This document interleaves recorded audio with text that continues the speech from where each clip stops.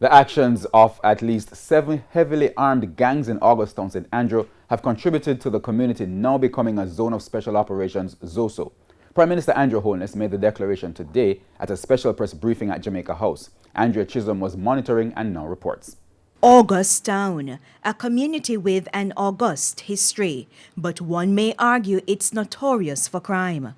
The situation that faces us is that in a community of 4.7 square kilometers, there are no less than 7 heavily armed gangs who are engaged in active conflicts. These gangs disrupt the lives and livelihoods of the residents and hijack any social intervention process implemented within the community. Additionally, the criminal activities of these gangs are not only restricted to the geographical boundaries of the community, but have negatively affected other areas. Areas such as Papine and the wider St. Andrews Central Police Division. Police Commissioner Major General Anthony Anderson said crime is down in Augustown this year, but the area is populated with guns and ammunition. Since the start of the year, 7 residents of the community have been murdered, and a further 14 people have been shot and injured.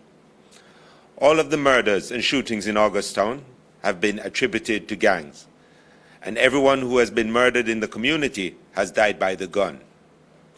In the 16 combined incidents of murder and shooting, over 100 spent casings or rounds from weapons, including rifles and shotguns, were recovered from the scenes. No stranger to social intervention programs, Prime Minister Andrew Holness pointed to a 2017 study which showed that several persons were unemployed in the community and there was weak family and parental support.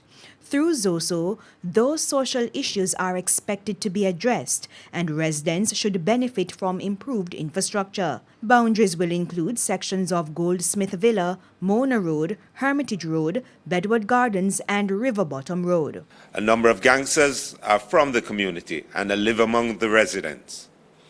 Even though they may leave from time to time, we know that there are witnesses who are afraid to say what they know.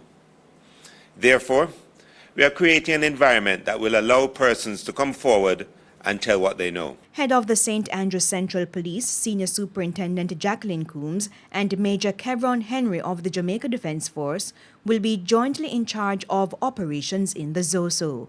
Andrea Chisholm, TVJ News.